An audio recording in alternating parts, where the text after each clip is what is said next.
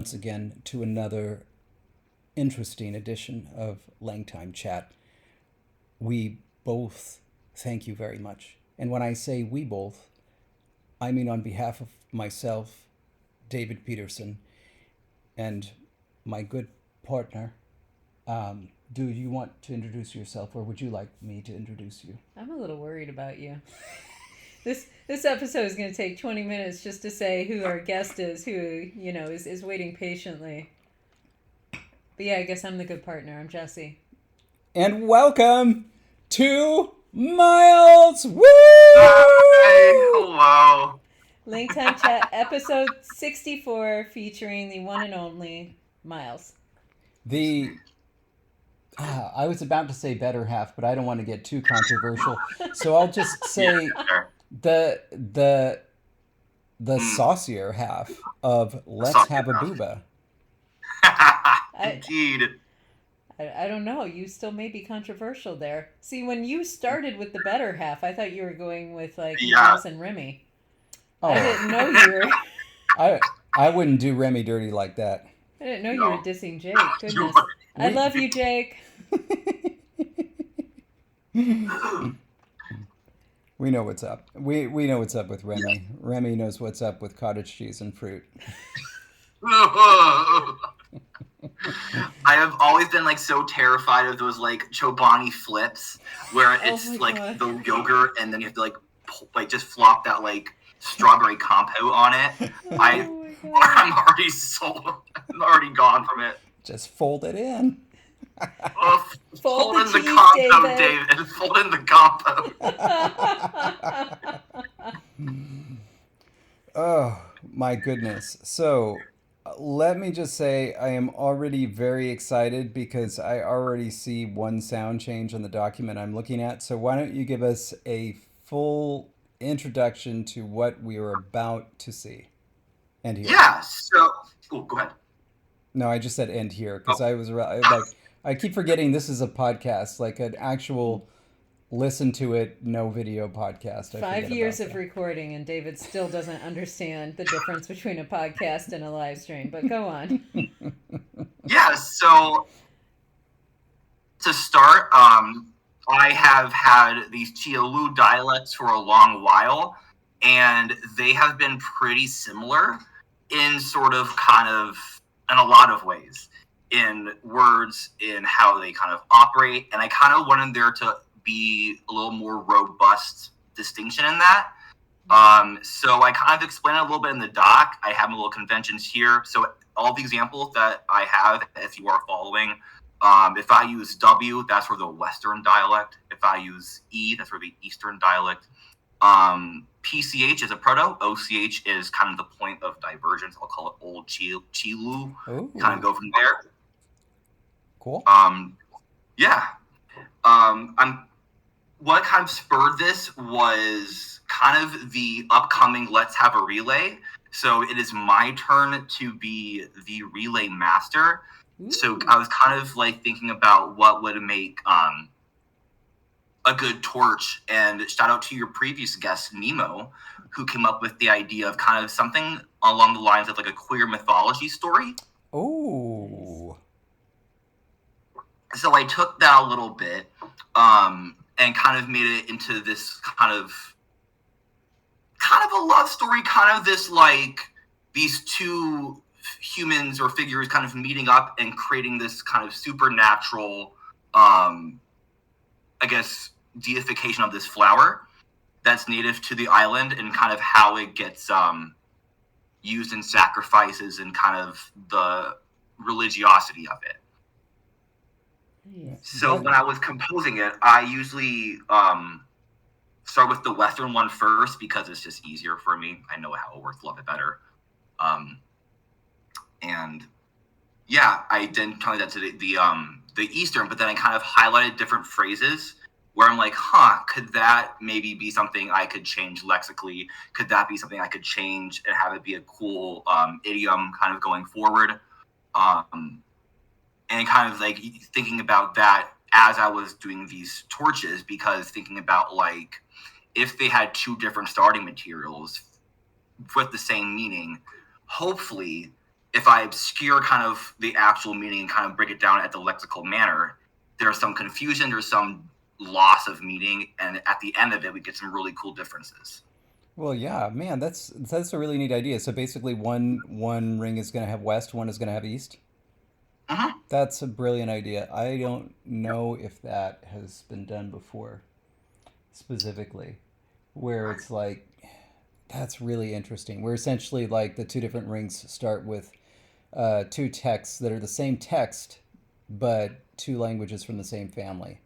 That's a really neat idea. And if it Yeah. hasn't been done, I'm kind of shocked and a little ashamed of our community as a whole. Thank you for bringing us out of the dark ages. Yeah, I mean, look on the precipice for it. I'm kind of finishing and finalizing the torches now, so I don't want to kind of interrupt some current relays maybe potentially happening now. I'm not going to say anything, but I know once things kind of settle a little bit, maybe there's going to be a let's have a relay coming this year. Ooh. Nice. By the way, just to back up a little bit, also wanted to do a quick shout out to, of course, the first ever story, which is, I guess it's not a creation myth, but it is definitely a queer love story, Gilgamesh. Love that. Truly. One of my favorites. I know I've not read it in its full. Jesse, have you read it before? Well, No. well, I don't think anybody's read it in its full for, centuries, but I've read it in as full a state as it was in at that time. I have heard there's been like more chapters have dropped. This is kind of like a fanfic at this point. But I've heard that they somehow found more tablets. And so when they eventually put out another translation, if they haven't already, I'd love to read that. But no, I have read the story as it in its full state in like the early 2000s. And I love this story. It's fantastic. It is, I don't think that you can successfully convince me that it is not a queer love story. I don't think it can really be anything else. It doesn't make sense if it's not. But it's really gorgeous. I love it. Oh, maybe I might have to actually like delve more into it. I mean, delve like a ChatGPT, but kind of just explore that realm a little bit. It's not super long. It's not super Yeah. long. Depending on the translation, it's kind of an easy read. All right. If we keep talking about this, I'm just going to summarize it. Okay, so kind of put some things into context before we talk about the differences. I want to kind of talk about a little bit of the culture differences that kind of, I guess, caused that rift in the dialects, and then kind of some what is this? Oh, just some small diachronical things, I think. So I kind of modeled this after a really cool, like, kind of Pacific Northwest, oceanic, kind of cold, rainy. Imagine kind of like maybe Iceland, maybe like Ireland, but colder, more mountainous. I imagine it to be very lush and like kind of like ferny rainforest, if you will. The people on the western side are kind of very food based. They're kind of more stationary. They make a lot of like doughs, and they make a lot of dumplings, and there's like a lot more kind of I guess agriculturally based stuff kind of there. Versus kind of on the eastern side, they're really good at kind of saving things. So like fermentation, salting, that kind of vibe. So a lot of meat, a lot of like salt meat, a lot of seafood boils, a lot of kind of these like really vibrant. I think of it as kind of like those like forever pho broth that kind of just like boil on ad infinitum. They kind of like stir that up and kind of have like a good mug of it for breakfast. And it's important to note that kind of a lot of trees over there are more on like the pine side. So it kind of just has this more like, how do you phrase it? Like Douglas fir forest-esque vibe. Yeah. Yeah, I don't know if to explain that, but I had this sort of like very distinct picture of it in my mind as I was kind of creating this story a little bit. By the way, I just want to drop this in case people were unfamiliar. another name for what Miles is describing is called a hunter's stew. So look that up online. And basically, it's a stew where you put the broth in and you keep heating it literally forever. You keep adding stuff, you keep taking stuff out, but it's like it's in a ship of Theseus kind of way. It's the same soup for that exists for like 50, 60, 70 years. And this concept has captivated me ever since I've learned about it. And I really want to have one of these soups one day. A lot of the big ones ended up dying out recently, probably due to COVID. But like ones were like they had been going for like 70 some years, and that's a real shame. But someday. I imagine just like the flavor that just like built up through just chucking in all these like bits and bobs and just I mean, but that's exactly kind of the vibe I'm going for. can you That rich imagine collagen. saying like this is like I am eating the same stew that my great grandparents had, not the same kind, the Yeah, same stew. It'd be incredible. it's just like we're breathing in the same air as George Washington, but on Mm, a way more delicious scale. mm, mm, mm. All right. So I think I split them up into So I split them up into kind of five different stages of evolution. The second one is the more important one. Each one is like 3 to 5 sound changes. I just kind of wanted to have some sort of way to kind of discreetly measure the progression. So I kind of explain a little bit. The old stage is where the languages first start diverging. So I was kind of thinking about this. I really wanted to ensure that those grammaticalizations that were common in both of them still were retained. Yet, if anything that had previously been grammaticalized or something that might have come up in the pro stage, I want to ensure that if it was an innovation that was at or before the old stage, that it remained. And then anything that was kind of the newer morphology or the newer lexical stuff kind of going on, that would be kind of past that stage. Why is that blinking? Anyway, but that's kind of a little disclaimer. Oh my gosh, this is like my job has made me very conscious of like headings and like accessibility and design stuff. So kind of like with the headings, I go like full gone with the 2.1.1 business.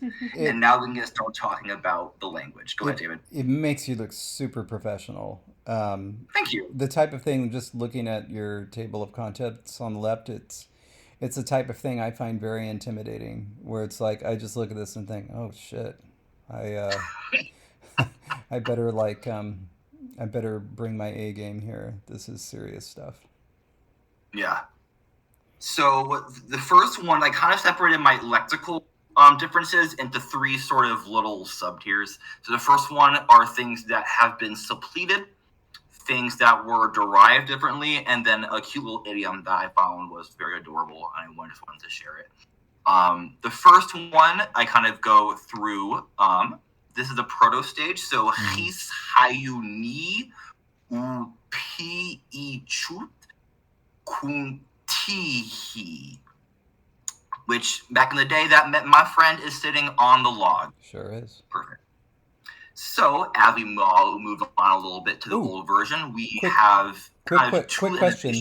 Quick question, just to give us like a basic idea as we're watching and listening along. Basic word order for proto? SVO all the way through. SVO all the way through. How about adjectives and nouns or modifiers and nouns? Nouns tend to precede their modifiers.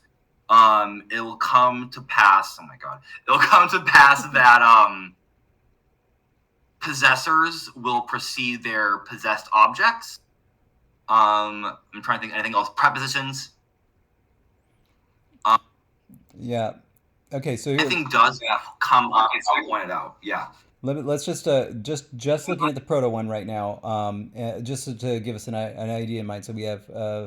I'm going to do this like word by word rather than kind of like fluidly. His hayu ni upi I chut kuntihi. His is friend or my? He's is the first person pronoun singular. Got it. Hayu is to take at this stage. Okay. Is starting to evolve into something possessive. And ni is friend. Oh, okay. So like he's hayu ni, and so ni is friend. That's a great word for friend. Up is sit. Is sit. Okay.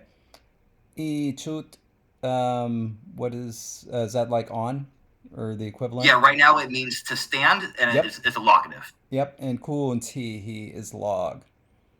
Yes. All so right. this he is the augmentative of branch. Nice. Ti is branch. Log is just big branch. Thick stick. Got it. Wrong time to take a drink, my friend. Oh my gosh. Okay, cool. But that just gives us an idea now that we can appreciate the evolution. Wonderful. So, as we move on to the evolution, two kind of grammatical things start happening. I'll point this one out here with heyu. So this kind of his hayu becomes reduced to heyu and becomes this the inalienable possessive pronoun. Nice. And up becomes now used as a perfective marker on the perfective aspect. Ooh. So we have up, and that's just I don't like when the grammaticalized things are like right next to each other. So I always want to kind of just like supplement that out somehow. I get that. Mm-hmm. And yet in English, we totally have it happen. So it's not in other languages too. So it's not, Yeah. If you're listening along at home thinking, oh my gosh, I can't do that. You totally can. It's your own aesthetic preferences. Oh, you so in other words, I'm not going to get any flack for saying something like, I would have had to have had been at the store. What's wrong with that? All right. High five. I would have had to have had been. I would have had to have been? I would have had to have had been. Oh. I mean, at some point your brain just goes, sure.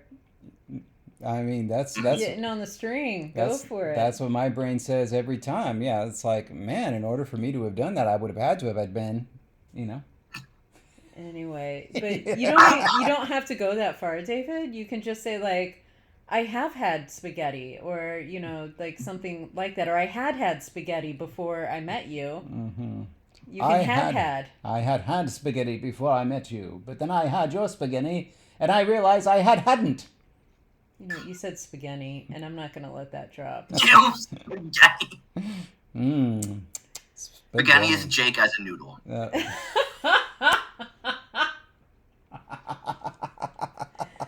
Oh my gosh. New nickname drop. Oh, Spaghetti, we love you. Okay. Anyway, that was just me saying because sorry, upi, yep. It happens and yep. Go on. So now we can get to the nice crunchy business of the differences. Yeah. So in the Western, we have heyu ni ubi sang yi chu quan shi, which is my friend. Well, now it's my friend sat on the log, and the word for the word for to wait now is becoming the word for to sit. Nice. Sang.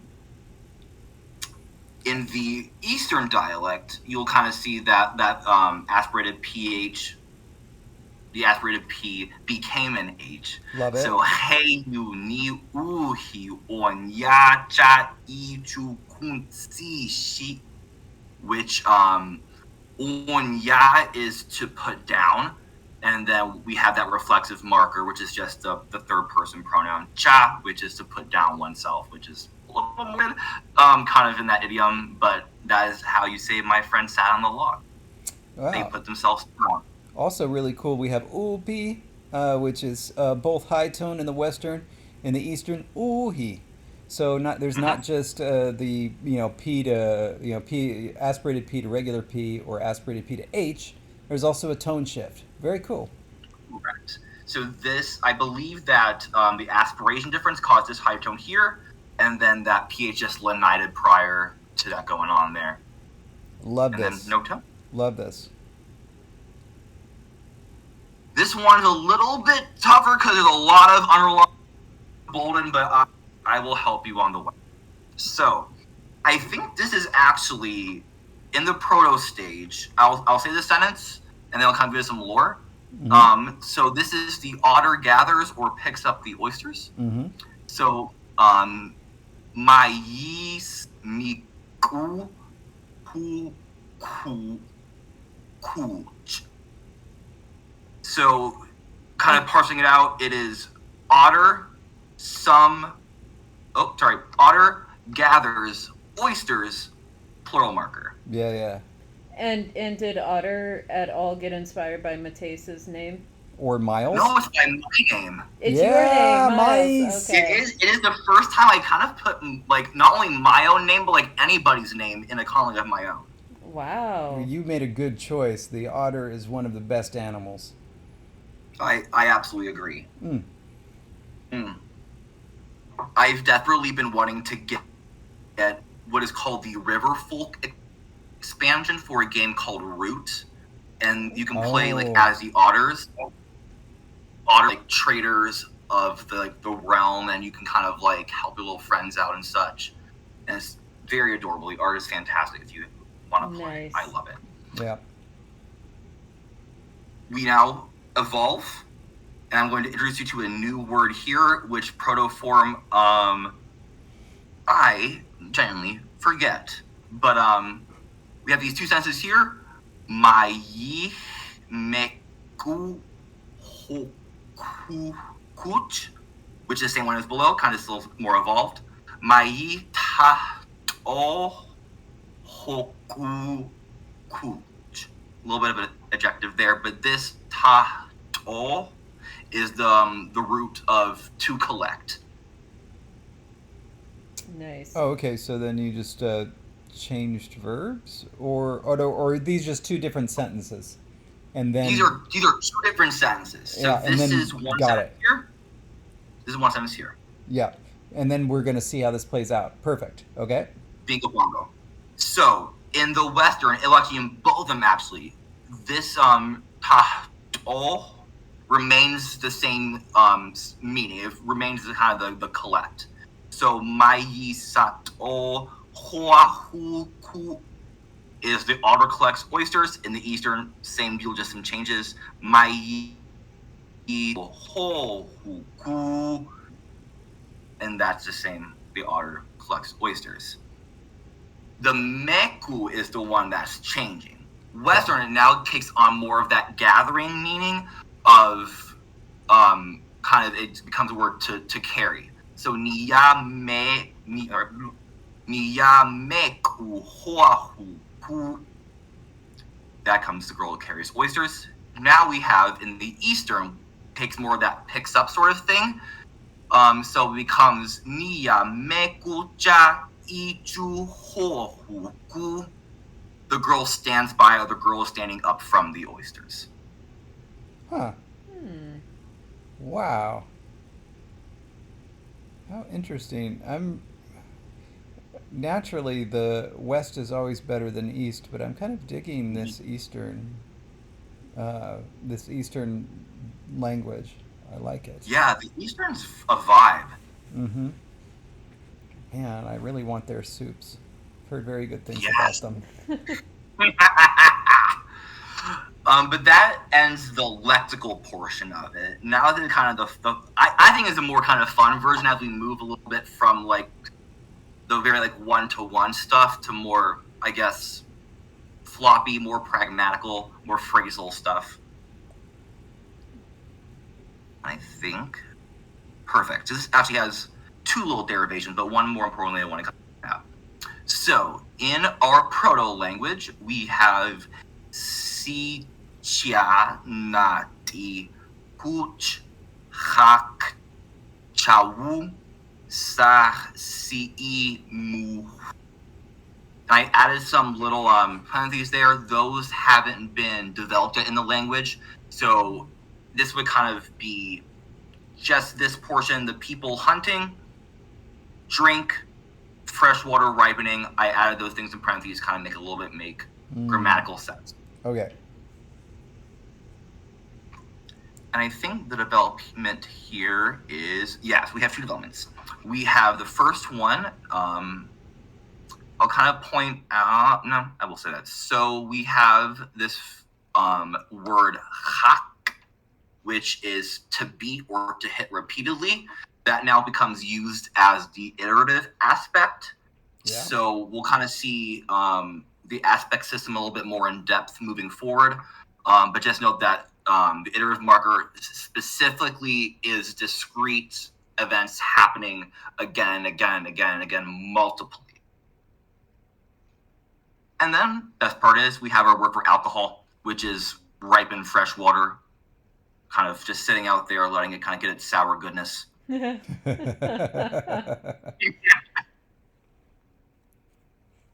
we kind of move.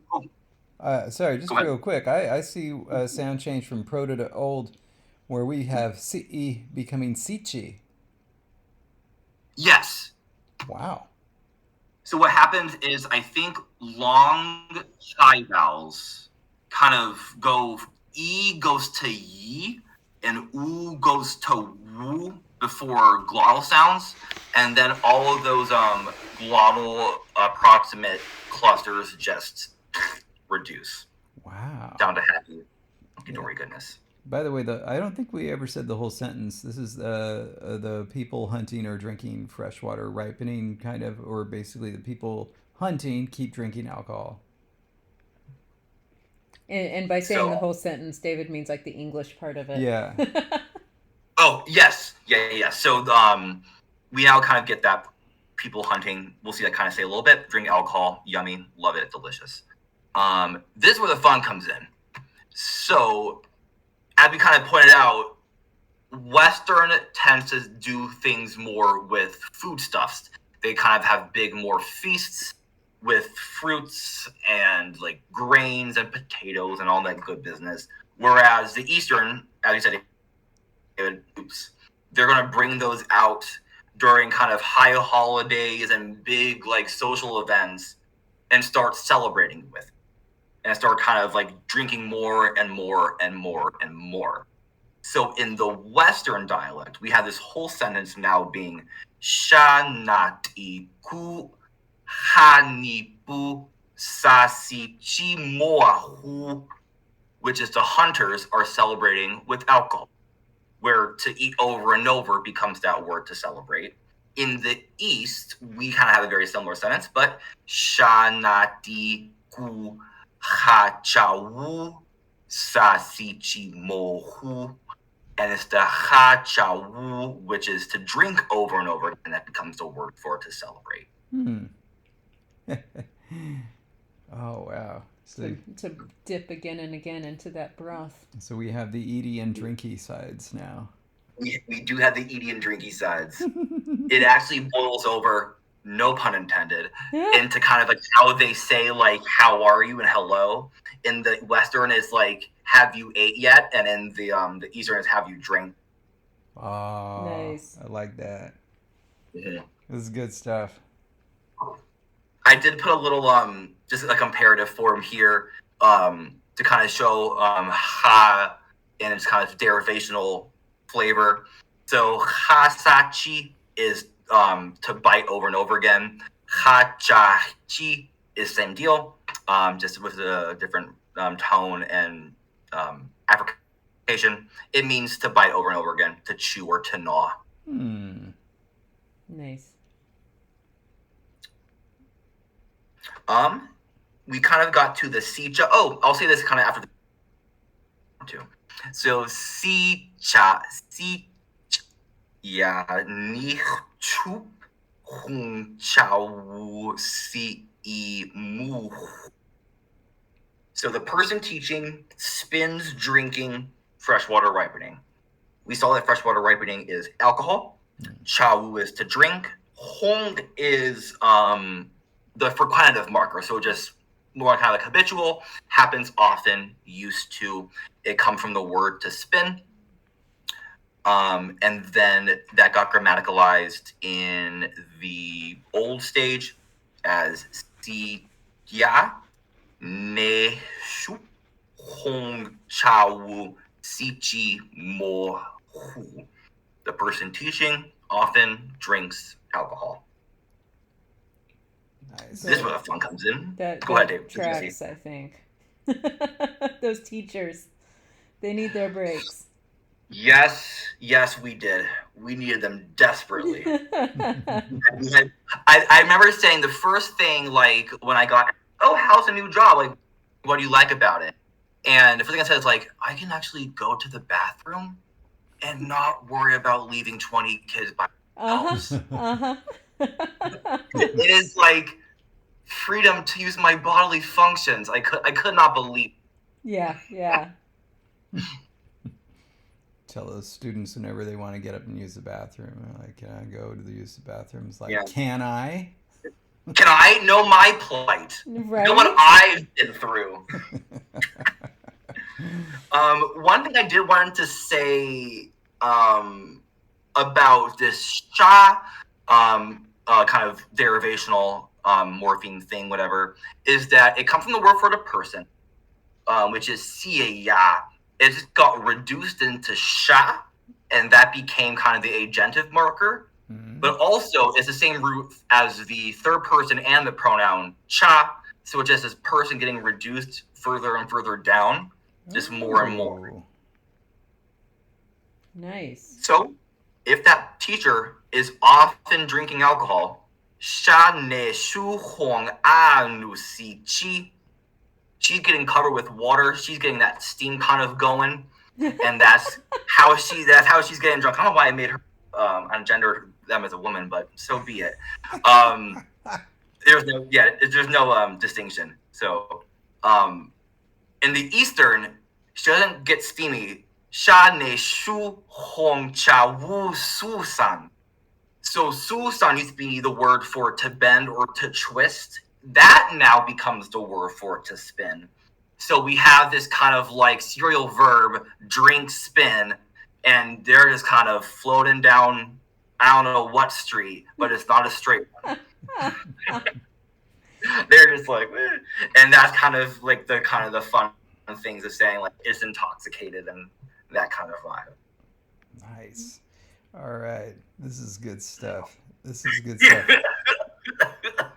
It's so interesting because it's like the languages are so close in many ways, but yet then you see these times where first of all there's lexical differences, but also and then there's like minor phonological differences in terms of segments. But then the differences in tone, man, that'd trip people up too. That's incredible. Yes. Because it's like if you look at the right or the wrong sentence, right, you might think, oh, wow, these dialects are basically indistinguishable, you know? But then say it out loud. It is amazing. I love this. This is good stuff. Yeah. But yeah, anu is the verb for to cover. It's also used prepositionally. It kind of is this kind of, if you start piling on this thing, that's the result of it. I don't know what you would call that, but if you kind of cover and put more water in, you're just putting that steam. Same thing with the bark. You're kind of putting the bark over your, I guess, residence, and that became the word for to protect. This is the cute one. This is my cute little idiom.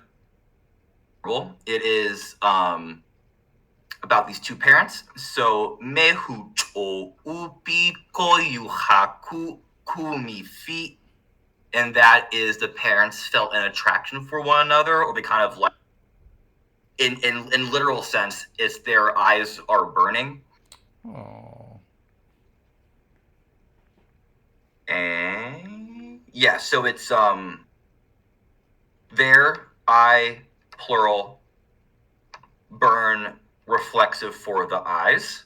And then a similar, which I think is even more cute. Mehu cho. Oh, that's the. See, David, you were right. This is the wrong form. Yeah, it should be HI with the IIS low tone. Yeah, it should be.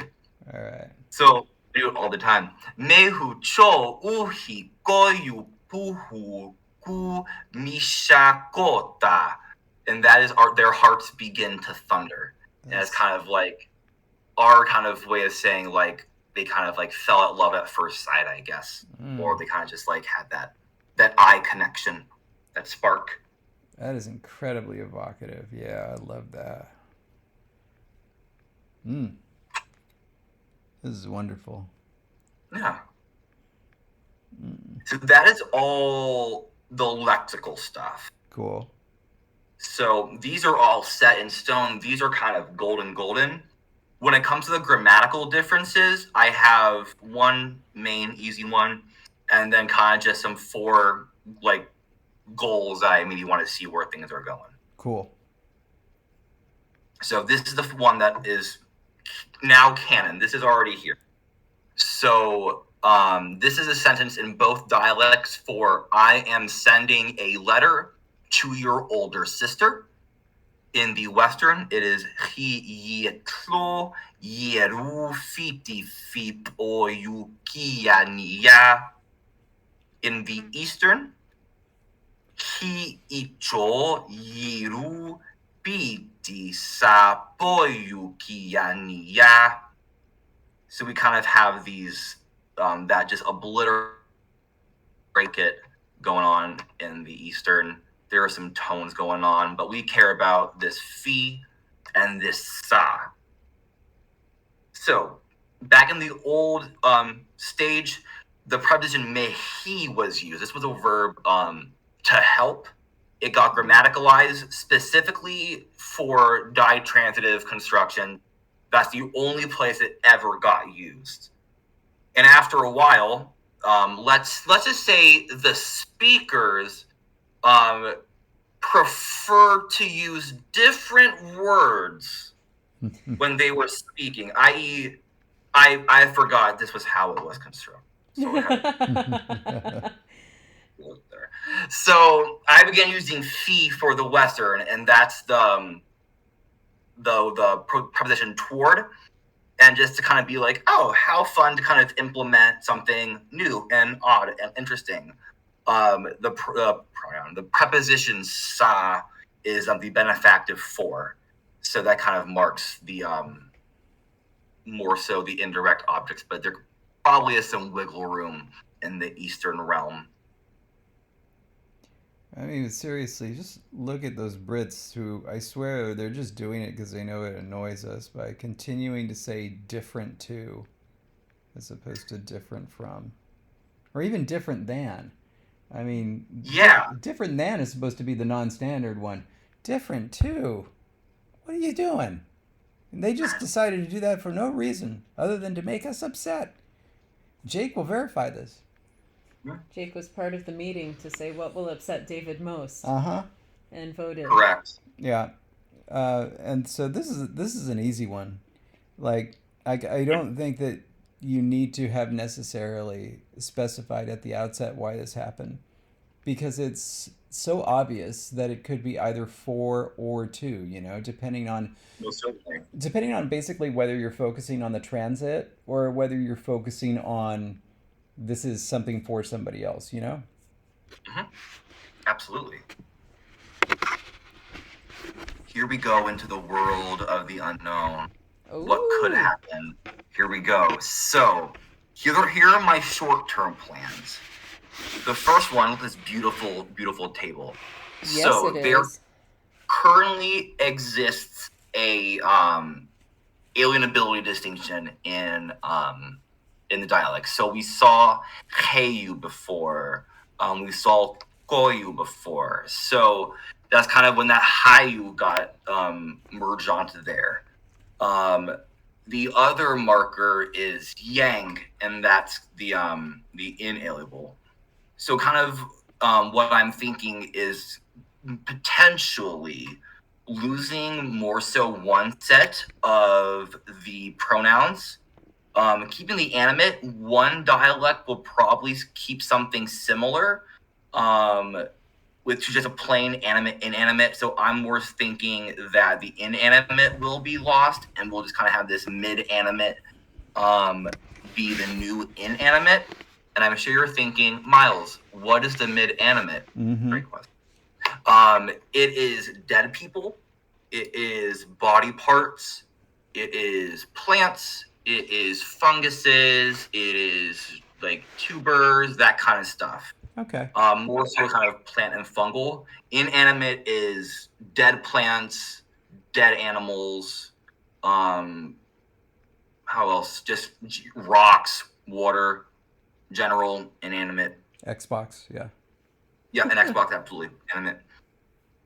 So what also kind of motivates this is there's, of course, no possessive pronouns for inanimate arguments because they can't really inalienably possess things other than qualities, so it never kind of came up. Mm-hmm. Okay. And that could be just one dialect, say. The other one is that we just completely say loving our yang. We only use that construction for nominal arguments. So it would be noun possessor, yang X, and that would be the something possesses the other thing. I'm trying to think of a good example from something up here. Kia yang Yerufiti. So your sister has your sister's letter. And then only the possessive pronouns would be used kind of as the new way of marking nominal possession. So that would be kind of the distinction in the grammar. And by you saying that, you mean like one branch will continue using the yang method, the other branch will not? Did I understand that correctly? I believe so. Okay. I'm trying to remember what I wrote. Just trying to remember what it means. Well, Fair. Yeah. Let me put it this way, right? Because this is essentially just anytime you make any type of decision like this with a language, it's 6 of one, half dozen of another, right? It is. And so this pronoun chart is more powerful, right? It's more functional, and it's more to memorize. And so that's a pro and a con. Absolutely. You got it. Then there's a lot less to memorize, but it's also a lot less powerful, and so you have to resort to another, a multi-word construction, the yang construction, and a priori there is no reason why you do one or the other. So you could partly do it in an arbitrary fashion, or you could partly just say, let's stick a pin in this. We know what the options are going to look like. Let's see if one of these languages is like opting more in favor of multi-word expressions, pushing away from further inflections. Because it's kind of like it's not even necessarily the case that they need to go hand in hand. It's just that you see it a lot. Like, English reduced inflection everywhere, and so it wasn't necessarily like, oh man, we're losing so many verbal inflections, let's get rid of these noun inflections. It was more like, this is kind of the direction of the language. Part of it was based on sound changes. A lot of the inflections were happening at the end of the words, and that's where we were losing a lot of sounds. So, there it goes.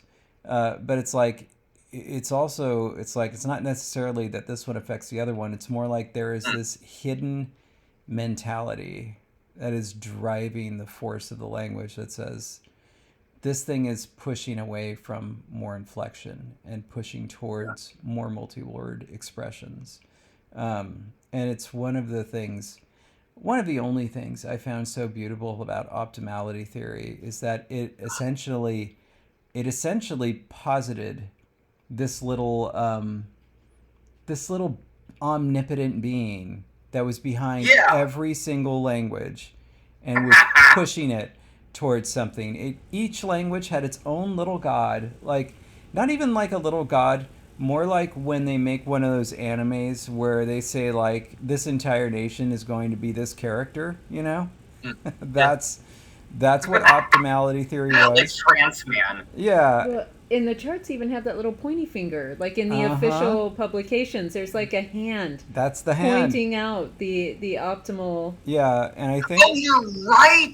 You're so right, Jesse. Yes, an actual hand pointing the way. yeah, and so it's like, and you know, I think once people started picking up on this vibe and like talking about it, you know, Prince and Smolenski were like, oh no no no no no no no no no no no no no no no, this isn't, you know, the language doesn't have a will, it's not doing this, and it's like, but your fanfic says it does, and they're like, no no no no no no no no no no. But yeah, I think we lean heavy into that vibe. I love it. Yeah, like kind of like to succinctly say, like language, at least for our like sense, has some sort of inertia to it. Like there's some sort of like decisions that make more sense if it's moving on towards that. Yeah. way. Yeah. Okay, I love this. Okay, cool. Nice. Wonderful. All right, so that was second one. This short term is easy. So Wow, no this tense doesn't marking. even have a bullet. Oh, of Oh, I course. see. Oh, I see.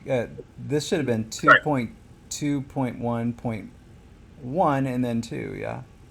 It should have been 2.1.1.1 and 2.2.1.2. Oh, I see. Oh my god, this is like the end of Clue with 1 by 1 by 1 by 1. Oh my goodness. I don't know what you're talking about. Love it. So no tense marking. How sad. How unnaturalistic. Your God. But they make up for this in 6 aspects, 4 moods. Some of them are used a lot more frequently. Of course, our friend Upi is making a happy appearance here. Most commonly used aspect in this language. Fe is the other kind of most commonly. It's the operative marker, but it kind of behaves like a future tense-ish vibe. The one evolution that I think could kind of make a lot of sense for these languages is we have the frequentative hong, we have the iterative ha, and we have the semifactive chahi, which we haven't seen yet. That's like kind of want to make that distinction between the iterative, where we have these multiple discrete things kind of happening after another, versus the semifactive, which is just one time after and no more. So a lot of kind of time distinctions kind of being conflated here. So my kind of idea is that as ha is already used pretty derivationally, then we could kind of say, hey, maybe this starts to kind of be think this action is done a little bit more over and over than derivation of an aspect. Those two can kind of flop in. The home can kind of take one of the iteratives domain when it kind of comes to the multiplicity of it, versus the semifactive can kind of take the discretion of the actions and extend that further. Well, this is also an opportunity to further build the character of these languages. For Have sure. you know, the one where we could call it the conservative one that retains the aspects or more of the aspects is also the one that retains the heavier pronoun chart. You know, in this case, it's not necessarily losing, you know, inflection, quad inflection, but Sure. it is just losing distinctions, you know? Yeah, that makes a lot of sense. And so that could be like a cool thing to tie those in. I like that idea. I'm gonna pin that. Nice. Yeah, in a good way. Ooh. Not like pop it with a pin, but like on the donkey. Do you think that's why Eeyore has the tail that he does? It's pinned on. Did the pin the donkey game precede Eeyore? Or Pin the tail on or donkey. Eeyore inspired it. One of those. Okay. One of the two. I'm looking this I up. just- We should I hope it's not keep going. bad, like Eeyore was abused story. Eeyore saw some stuff. I always felt bad for Eeyore because anytime I saw his tail, I was like, doesn't that hurt? Doesn't it still hurt? As a young child. Yeah. 1899. Whoa, whoa, that is very, very close to Winnie the Pooh. Like, as in, I can't say for sure which one came first. Eeyore or Winnie Yeah, the Pooh? as in, And the dog. Eeyore or Pin the Tail on the Donkey. Like, I want to say that Winnie the Pooh was 1908. 25. No way! First appeared in 1925. Wow, I was way early. Okay, so yeah, Pin the Tail on the Donkey was a thing by then. 26 years old. In turn of the century, like revolution, just kind of came out of fad, I guess. By that time, Oh my gosh. The old man century. shooting the fist, and the kids playing pin tail on the donkey like they're like rebels. I can just imagine old folks. The donkeys already have tails. I don't understand this game. So the Disney wiki does indicate that it may the Disney version of Eeyore losing his tail and having it repinned may be a nod to the game.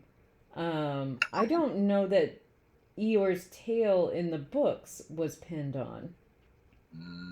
I'm trying to find that out. But like I also feel like this is really a huge sidestep from the language and our last, run of the podcast here. Okay, so let's put a pin in this donkey tail and move on. Let's Yes, pin Eeyore's indeed. tail and talk about more about dialects.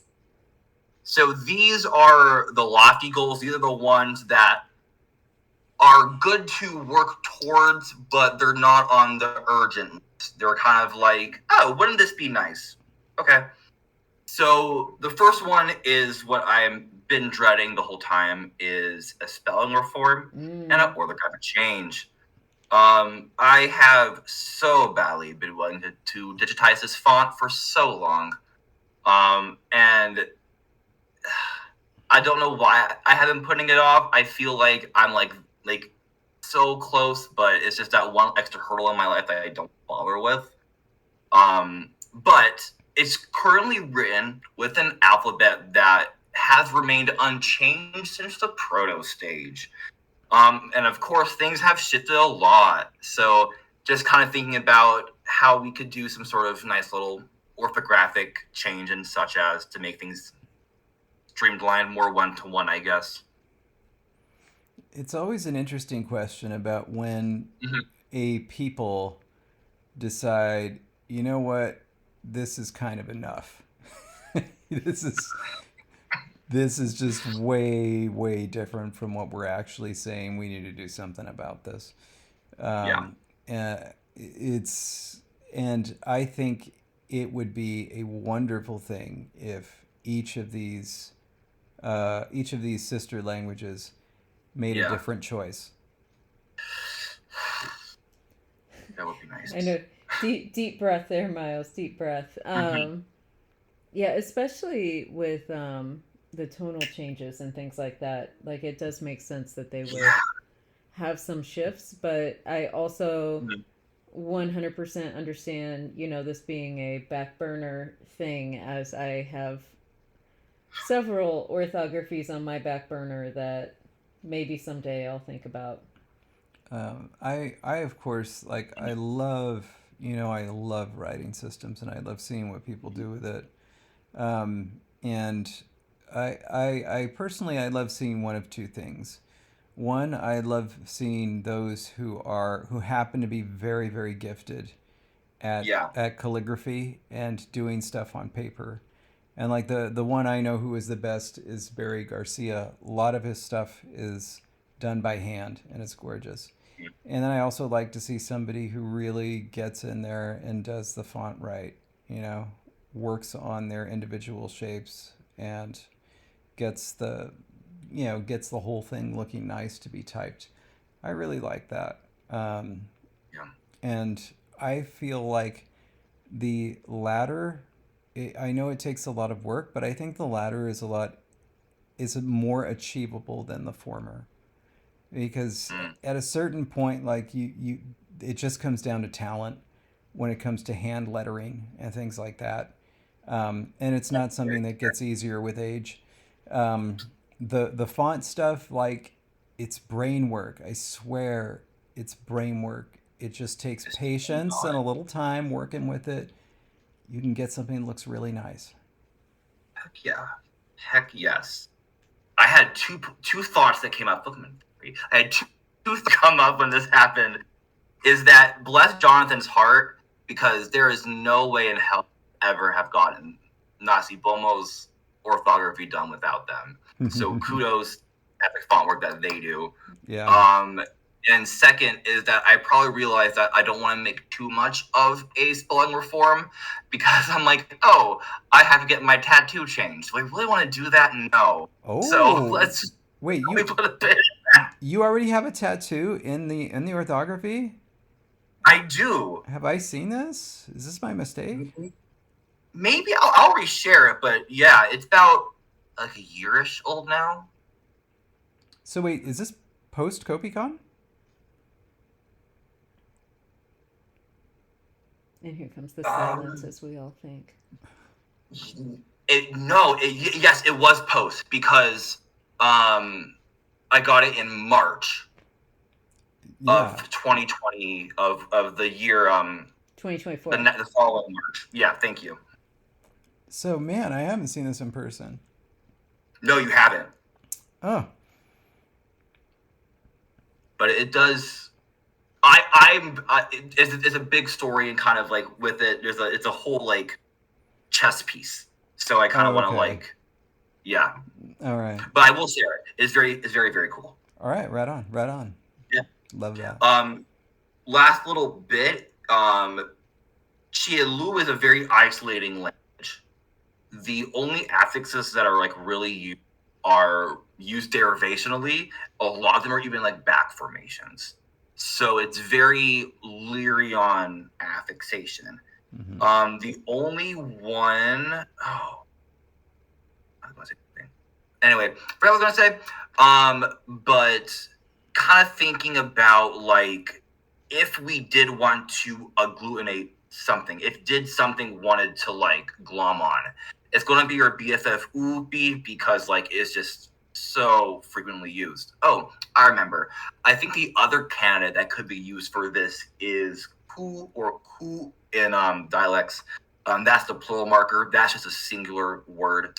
That even might be the one that gets affixed first. But I don't know. Like the isolating thing, it just works for this. It's very word order dependent, so there's not a lot of like marking that needs to be really done. If it were to happen somewhere, it would be in the Eastern dialect, right? You already have oohi. So first of all, H is a weak fricative. Second of all, you got the low tone there. So that thing is like begging to get reduced. Like I could imagine just the entire second syllable dropping off, and it just becomes some suffix that's ooh. Maybe with a little fix-it if it comes after too many vowels or something. And then that's also the one. It'd be a prefix, though, right? Didn't it come? It will be a prefix, yeah. So it could be either ooh or ooh, and kind of take this this falling tone with a W. I was thinking. It became like, go ahead. I was thinking of a crazy enclitic, but anyway. And then that's also the same language that dropped the coda for the plural. Yeah, it did. And so it's like, it feels like it's begging for it, you know?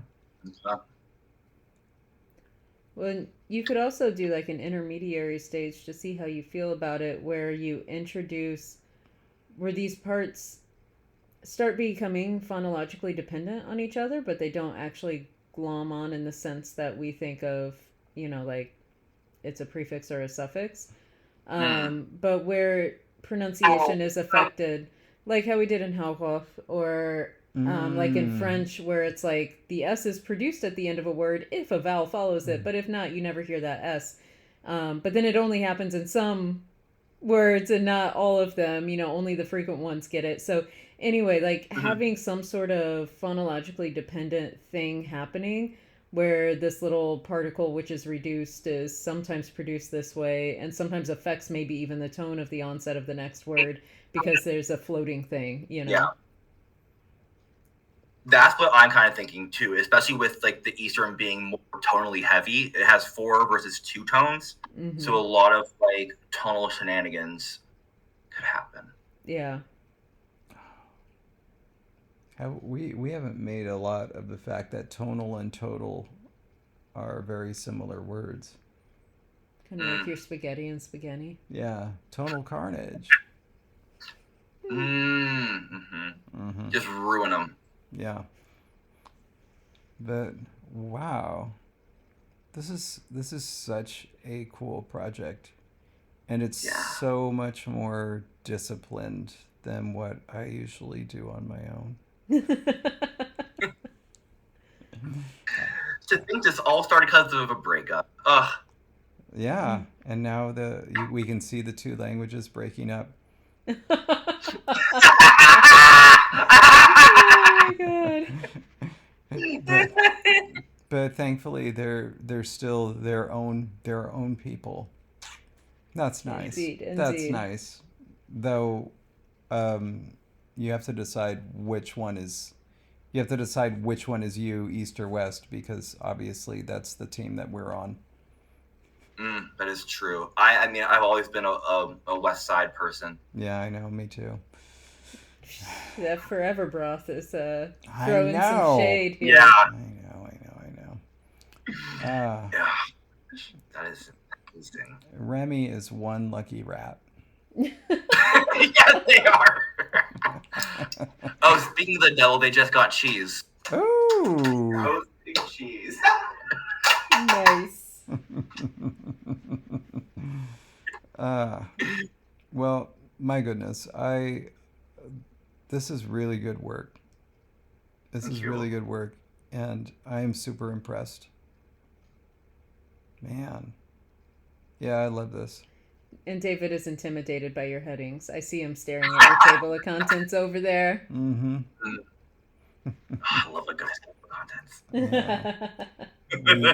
We're rolling up in the club. Jesse hits me. Stop staring at that table of contents.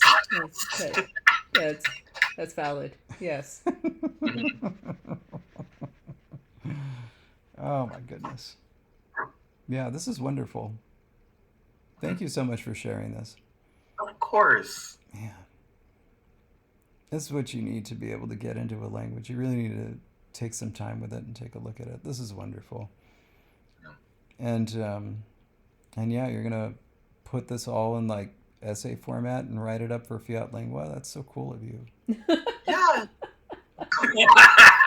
David was. I mean, like that. I was like, oh god, these like bare bone little things. Is this gonna fly from my own like standards? I'm like, do not let perfect be the enemy of good, or you will go insane. And I just like, you know what? I'm gonna leave it. That's right.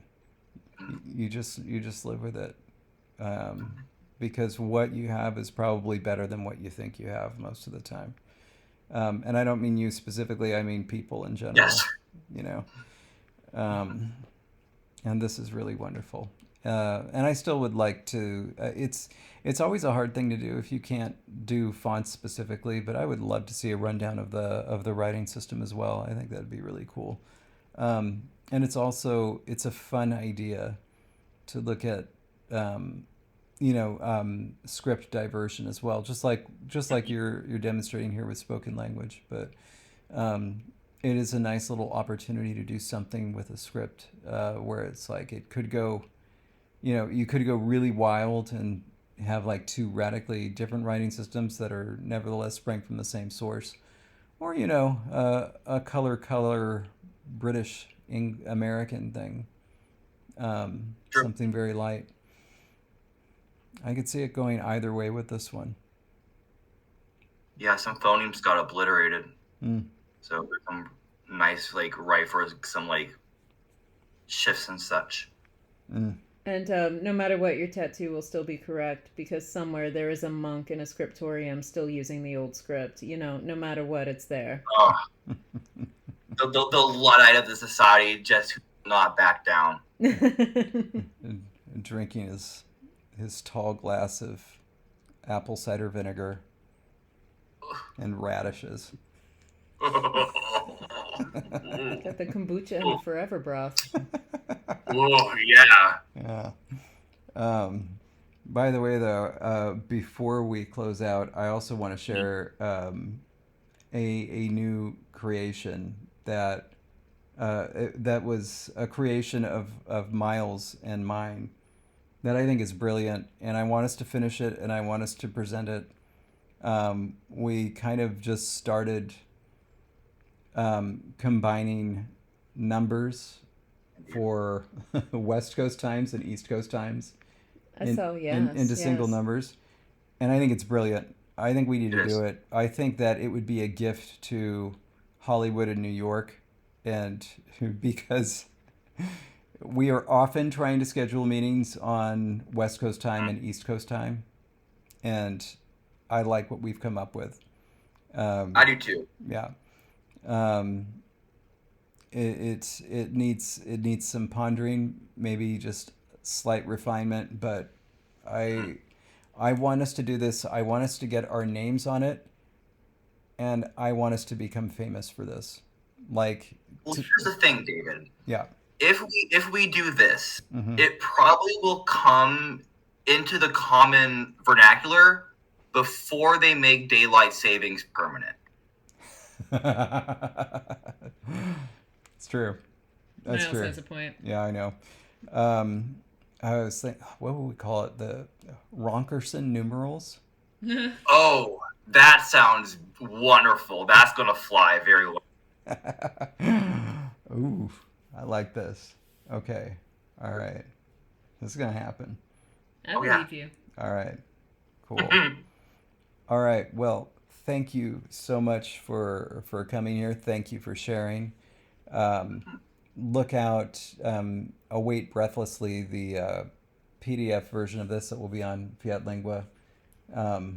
We're all super, super excited for it. All the pressure. And in the meantime, thank you all for listening to this installment of Let's Have a Chat. I think that worked. Let's Have a Chat, Volume 1. Volume 1, yes. Amazing. / LangTime Chat, episode 64. All right, stay grammar, everybody. Bye, everybody. Bye.